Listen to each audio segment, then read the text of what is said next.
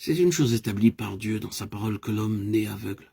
Je suis venu comme une lumière dans le monde, Jean 12, 46. Je suis la lumière du monde, Jean 9, 5. Cette déclaration, comme vous le savez, se trouve dans cette section de l'évangile de Jean où le Seigneur Jésus s'occupe de la cécité. Pendant que je suis dans le monde, je suis la lumière du monde. Et il illustre cela en guérissant l'homme aveugle de naissance. Ainsi, la vue spirituelle est toujours un miracle du ciel, ce qui signifie que celui qui vraiment voit spirituellement a expérimenté un miracle dans le fondement de sa vie. Toute sa vie spirituelle jaillit d'un miracle. Le miracle de la vue donnée à des yeux qui n'ont jamais vu. C'est justement ici que la vie spirituelle commence, où la vie chrétienne a son commencement, en voyant. Pour quiconque prêche, ce miracle doit être enregistré dans son histoire. Le fait que ce miracle se reproduise dans chaque auditeur et auditrice ne dépend absolument pas de lui ou d'elle. C'est là où il est si impuissant, si impuissante et si absurde. Peut-être est-ce ici que, dans un certain sens, nous trouvons la folie de la prédication. Un homme a pu voir et prêcher ce qu'il a vu alors qu'aucun de ceux qui l'écoutent n'a pas vu ou ne voit pas. Il dit donc aux aveugles, voyez, et ils ne voient pas. Il dépend entièrement de l'Esprit de Dieu pour qu'il réalise un miracle sur le champ.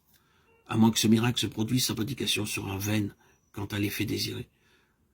Je ne sais pas ce que vous dites quand vous entrez dans une réunion et que vous courbez votre tête dans la prière, mais permettez-moi de vous faire une suggestion.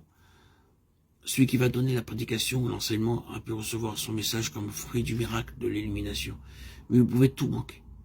La suggestion est que vous demandiez toujours au Saint-Esprit qu'à cette heure même, il opère à nouveau ce miracle en vous, pour que vous puissiez la voir ce miracle. Il se peut qu'un homme, alors qu'il était auparavant aveugle, ait eu un toucher et que maintenant il voit.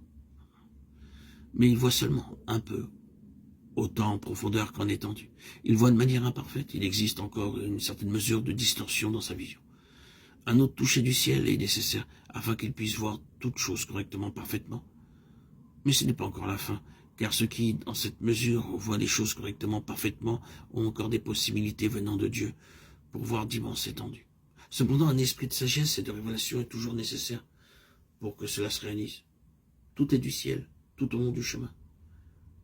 Qu'il l'obtiendrait autrement. N'est-ce donc pas la constante permanence de cet élément miraculeux qui donne à une vraie vie spirituelle sa réelle valeur? Le Seigneur est venu nous apporter la lumière, sa lumière.